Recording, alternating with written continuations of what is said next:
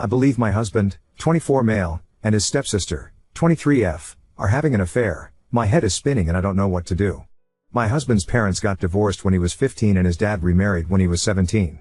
His stepmom has one daughter, let's call her Jess, who was 16 at the time of the marriage. They all lived together for about a year and a half before he left for college, which is where him and I met freshman year. Our sophomore year, Jess began going to the same school as us. He introduced her to our friend group and she quickly became a part of it.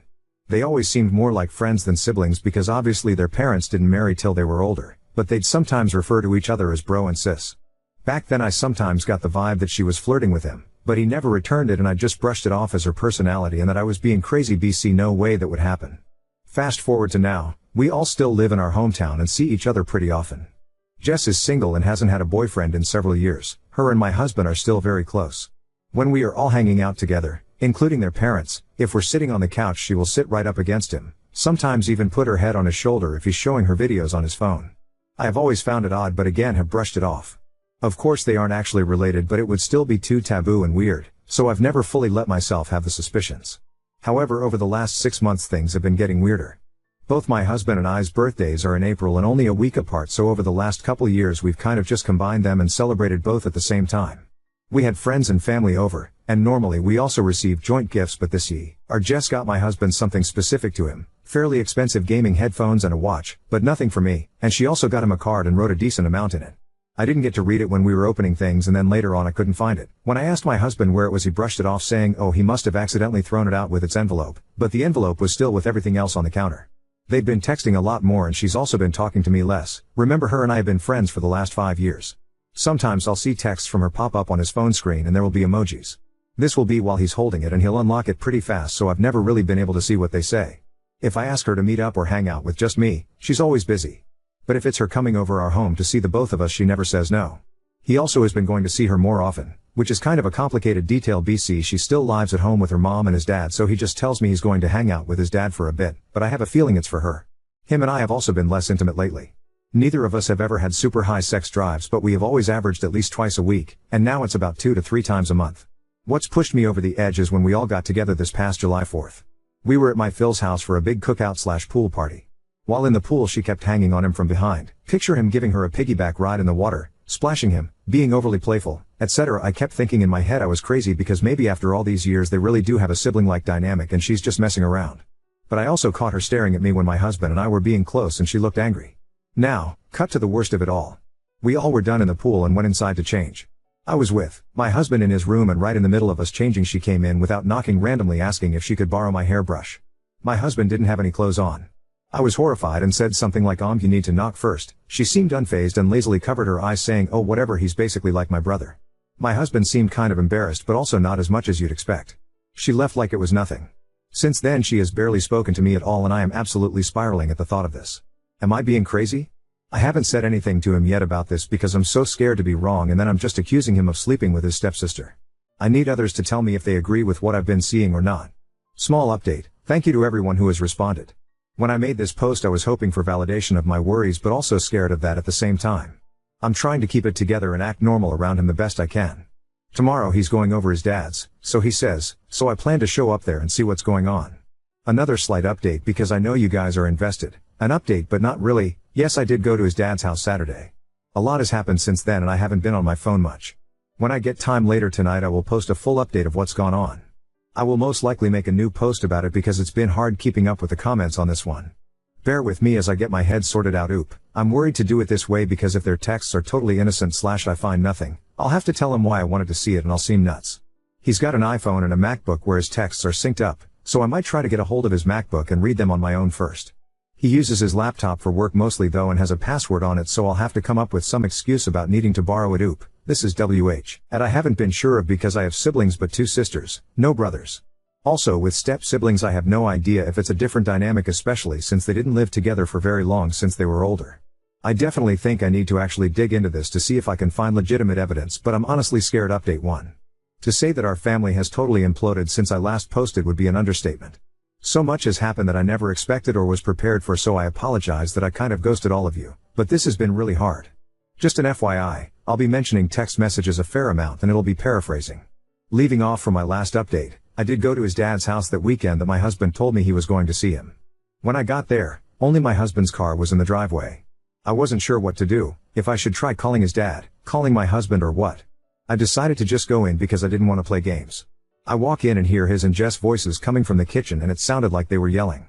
Even now I couldn't tell you what they were saying. I was so full of adrenaline as I approached them it was like I was watching them on mute or something and not actually hearing what was happening. He spotted me and looked like a deer in the headlights, and all I could muster up was to say, "What's going on?" I stared at them for a couple seconds and then my fight or flight kicked in. I'm very non-confrontational so my instinct was to turn around and run. He chased after me and pulled me into a guest room to talk. Again I asked what was going on, that he's been acting so weird and so has Jess, and point blank asked if he was cheating on me. He seemed shocked at the question but then out of nowhere started bawling his eyes out. I've never seen my husband cry before. He said that no, he's not cheating but has something to tell me but couldn't do it there and needed to leave/F, or us to go back to our house. At first I protested and said no, I needed to know right then and there, but he still was having a breakdown begging me, so I agreed. We left his car there and drove home together in mine, but I sat in silence the whole ride as he cried and was trying to collect himself. When we got home we sat in the living room and I once again asked him what the fuck was happening and my patience had run thin. Then out came his word vomit. He told me that in college, our junior/Jess sophomore year, after him and a bunch of our friends had gone to a party, we were dating by this time but I wasn't there that night. I'd come home for the weekend to hang out with family that was in town, and he got really drunk. Our guy friends kind of ditched him to go hook up, so Jess offered him to crash on her couch for the night. Our school had on-campus apartments and she had a single BC, she was an RA. He said he woke up at some point after that, with his pants down and her on top of him, having sex. He told me at the time he felt out of it and didn't really get what was happening and that's all he remembers was waking up and feeling it/seeing her. He then woke up again a couple hours later and she was asleep in her own bed, so he left and went back to his own dorm. He never told anyone. It took him a long time to even fully understand what had happened and he felt like he couldn't tell anybody because 1, he felt ashamed and embarrassed. 2, he didn't think anyone would believe him. 3, he didn't want to be known as the guy that slept with his stepsister. 4, he was afraid of losing me. And 5, he was worried about his dad and if he found out that it could affect or ruin his new marriage and that his dad is so happy with his stepmom. He told me he basically just acted like nothing happened, even around Jess when we all hung out together. He said him and her never spoke about it or said anything until a couple years later, when him and I got engaged after graduation. She sent him a text essentially saying she loved him and thought about that night all the time and that why did their parents have to meet and get married, they could be together otherwise, etc. Essentially she is obsessed with him. Shamefully I will admit when he first told me all of this I wasn't sure what to think or believe, until I saw their text messages. I questioned him saying if this was the case why are they always talking, why wouldn't he distance himself now that we're married and out of school? He told me it started up again with her, about 6 months ago like I said on my original post, when him and I told our families that we decided we wanted to try for a baby. He had a screenshot of the text she sent him the next day ranting about how he shouldn't do this. Marriages aren't permanent until a baby comes into the mix, there's still a chance for them to be honest with their family and for him to leave me, she still loves him after all this time, etc. He replied saying he loved me and wanted to start a family with me and that he didn't love her in that way, and he never wanted her to bring this up to him ever again. That's when her demeanor changed and she said if he didn't love her, why did he f/ck her and what would their family think, essentially blackmailing him. I read through as many of their texts as I could handle and it was always her saying things like she was thinking about him, she wants to see him, she'd even send texts while we were all together telling him he looks good in that outfit. Sometimes he wouldn't reply and others he'd be trying to have a normal convo/steer it in a different direction, and sometimes just telling her to stop it. The days he's told me he's going to hang out with his dad, it's her begging him to go over there so she can see him or she will tell her mom everything. So he'd agree to go but he swears nothing has ever happened, that one of their parents would be there a majority of the time and it would just be all of them on the patio or in the living room. That day, he went there to tell her he was sick of it and couldn't do it anymore, she could tell people whatever she wants but he was done, and that's why they were yelling. I sat there taking it all in and honestly was speechless as I did not expect any of this. I asked him about our sudden lack of intimacy, essentially only during my fertile window since we're trying for a baby but never any other time, and he said all of this being brought up for him mentally has made him shut down about sex. He was only doing it for me BC I want a baby. That it's taken him so long to realize/come to terms with the fact that she assaulted him. And how this harassment. I cried. I felt betrayed by her and then a heavy, deep empathy for him. I just hugged him and cried and he cried too. I told him he really needs to tell his dad because we can no longer associate with her in any way, and how can we manage that when she lives with him? At first he said no, he couldn't because he's worried they won't believe him and also doesn't want to ruin his dad's life because how could the marriage with his stepmom survive this? I told him I don't have an answer for that, he has to trust that his dad will believe him and I was also worried about her panicking after their argument and doing something crazy. He agreed to tell his dad and said he wanted to do it alone. The following weekend he met up with dad and told him everything, showed the text to him, etc. His dad believed him and like me was caught off guard and speechless. This led to him telling his wife and saying he was kicking Jess out, however his wife did not believe it. She claims my husband must have edited the text somehow, actual texts in the message app that you can scroll through, and it's Jess' number attached to the contact. Jess freaked out, saying none of it was true and he was the one who'd been harassing her. That's when my husband threatened to take it all to the police for an order of protection against her if she did not tell the truth, and she finally admitted to everything in an insane meltdown. His stepmom is horrified, his dad doesn't know if he can get past her not believing my husband and accusing him. We are currently in this weird limbo phase of the whole family on edge. Jess is still living there, his dad has demanded she leave and has given her 2 weeks instead of kicking her out on the spot in an attempt to try and salvage the situation with his wife. My husband and I are having lots of talks, trying to regroup. We've put trying for a baby on hold as he seeks therapy for this. He still is considering going to the police for the harassment. My heart is broken for him and also trying to come to terms with the truth, that Jess, who I've known for years, would do something like this. I was prepared to uncover an affair but never this. I'm not sure if there will be any more updates after this, maybe if my husband decides to pursue legal action. I want to say thanks to everybody who pushed for me to dig into my suspicions, otherwise this could have gone even further. I don't like to think of what could have happened. I probably left things out, so if people have questions I'll try my best to reply to comments. I've told him that he should because she's unstable. It scares me because she seems so totally normal, like this is the biggest shock of my life, learning her true behavior. And someone like that is totally unpredictable. He knows he needs to but is trying to mentally prepare, and I'm trying to not push him too hard because this has been a lot. I'm really hurt and overwhelmed. Her and I were close friends for so long, so I'm really battling how she betrayed him, but me too. And I also feel guilty for having this back thought of feeling lied to by him, when I know this wasn't his fault. He was assaulted and essentially stalked by her, so I in no way blame him, just trying to shake the feeling and hoping it fades. Now an X story. Classmate repeatedly accuses me of physical abscess, leading to multiple police visits due to my constant bruises from my visual impairment. I, 19 male, am in a nursing program. We do a lot of physical exams on each other to practice, which involves wearing shorts and tanks.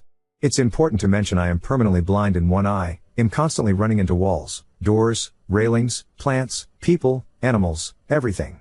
As you can guess, I'm covered in bruised 90% of the time, on my blind side. In the course one day we were talking about signs of abuse and the teacher said constant bruising. I raised my hand and added that it's important to talk to the patient if they're an adult, before calling the police, as it could be something else. She asked for an example, so I rolled up my sleeve and explained that the bruises were from door handles of the school, which were varying colors and heights. She nodded and agreed. She said with children we call the second we suspect abuse, with adults we attempt to talk to them first, and if their reason seems veiled, we don't call. The lessons continued, and a weekish later the cops showed up to my door. They told me they got a report that I was being physically abused and I was always covered in bruises. I told them about my disability, they checked my home, talked to my family, saw no further signs, and I asked questions next. They got my address from the university because they take abuse seriously here, and when they talked to the university about me, the university was very concerned and just wanted to help me. After the police left, I talked to some people at the university, including a psychologist, just so they could be sure I had no mental signs of abuse. Then life went on. Well, I was still coming in the bruises every day, and one of my classmates came up to me. She told me our classmate Kay was telling people she was thinking about calling the police again because I'm still covered in bruises. I got my classmate's report right, T10 down, alongside a few others, and waited. Sure enough, police showed up again, same song and dance, but this time I told the university that Kay was using the police to harass me and I wanted something done about it. The university decided the best course of action was to move her from my labs to the other ones so she couldn't see whether I was bruised or not. She's now told me I'm an asshole and that she was just trying to help me, and I didn't need to mess up her whole university schedule. So Reddit, Ida edit, my posts were shared to r/EmpathyAngel, so maybe deleting my account if or when I get harassed, as every post I've seen on there usually seems to end in the being harassed, and honestly done with getting harassed by people I either don't know or barely know, so just warning y'all in case I do end up erasing everything. Edit to add, I am in fact a victim of past abuse, so to the people at r/EmpathyAngel already sending my harassment, I'm so sorry that a victim of abuse was struggling to figure out if they went too far or did what was necessary when I still haven't gotten my actual abuser arrested and just moved away from him because I felt bad telling people he was a jerk to me because he donated to charity and helped put people through university. I'm so sorry you only see it as blatant validation and not as what it really is, a side effect of my abuse story. So thanks for making me feel like a shitty person for feeling bad for making my abuser suffer when I genuinely have trouble recognizing what's abuse and harassment. Update 1. So anyways, it's been a bit since that post and I have big updates on her. I called her Kay in the other story, so let's stick with that.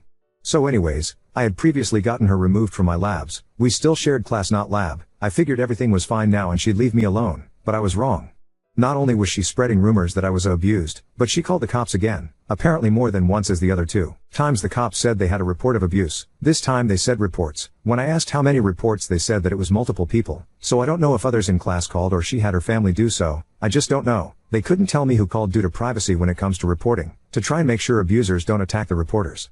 Apparently my university had attempted to stop them when the cops spoke to them, but the cops had to check anyways, so they came after talking to the university anyways, and again we did the same song and dance. I told them I felt like someone was using the cops to harass me, and the cops took this. They said no one would show up again, and anyone that calls would now have their name taken down, and if they call after being told not to, they'd be charged with harassment. Well, that was about a week ago, and someone continued calling, tried to claim a different name, didn't realize they record phone numbers as well. So Therese, your update on Kay. She called again, and again, and again until it got her charged with harassment as well as misuse of police resources. Not certain what's gonna happen going forward or if he'll be called to testify. I'm not certain what's happening, but I haven't seen her since I was informed that she's still called, which I found out from another classmate. Update 2. I need to explain that quite a bit of this is secondhand, because I luckily avoided the crazies. So basically, Kay does not know where I live, knows the general town, but nothing else. I did invite one girl in our class to my house to work on a project. She was the only person other than the university that knows where I live. Kay knows this, because her and girl who I'ma call Lily, are kinda not related. Lily's cousin is married to Kay's cousin, so they knew each other prior to the program but not really well, and Lily is also the one that told me about Kay still calling even after the police promised me they would know. He show up again, which they haven't. They just started taking down the numbers and keeping track of who called, when, and did they call after being told not to. So basically, Kay knew me and Lily were paired up for the project, knew Lily came to my house, did not know where the house was, or what it looked like, just that it was in a town X kilometers away from where they were. They also knew the town name via Lily's mom, so I got warned by Lily that Kay's mom was going to try to find me to get me to drop Kay's charges. I'm not the one charging her, the police are. I have not pressed any charges despite some people saying I should get a restraining order. Lily warned me, and I hid in my house and did not leave until Lily told me that Kay's mom had returned home. Kay's mom then proceeded to harass Lily in an attempt to get Lily to give Kay's mom my address so she could knock on my door instead of driving around aimlessly hoping to spot me. Lily refused, and deleted all texts between me and her to ensure that even if Kay's mom stole her phone, and somehow got past the password, that she would never get my address. Lily then informed the university of the situation, and had proof via texts, that the university had her print off and give to them, and the police, the university security are now watching for Kay's mom's car, and Kay's mom, security is informed that if and when I'm at school they are to escort me to and from my car. My car is also to be parked near cameras, by order of the university, until the situation dies down. Luckily I'm at clinicals and not anywhere near the university. Kay was kicked out before clinicals so has no idea which clinics the students are at, or which I'm at. Had she stayed in longer she'd have a literal list posted to the class page, about where I'm at, and where in the building I'm at. Kay's family apparently was informed by the police that any attempts to contact me would be harassment, so says Lily, can't guarantee, but yeah. I kinda don't know how to feel. The next time I have to go to the uni is for exams in like 3 weeks, so hopefully Kay's family doesn't hold on to this that long. Until then I'm safe in a building filled with security, locked doors, and places to run. The placement was also informed about this situation and with pictures from Lily, who's at a different placement, are watching for Kay's family, and has banned them from the premise in advance. So yeah, if this goes no further I won't update anymore, but if it gets worse I guess I'll update after my exams and the HESI. Wish me luck because I'm gonna try to not stress too much about the Kay situation and focus on my finals and HESI, instead of that, but don't know how that'll go. Hope y'all are enjoying my mild suffering and it entertains you if only a bit, so that some good can come from this situation I can't believe I'm in right now. So, yeah, thanks again for the words of encouragement and kindness, some of you showed me during this insanity, and wish Lily some luck as she's being bombarded by her family to give Kay's mom my address, phone number, and doing her best to hold out on this, and making sure her phone is never out of her sight on the off chance she leaves it open.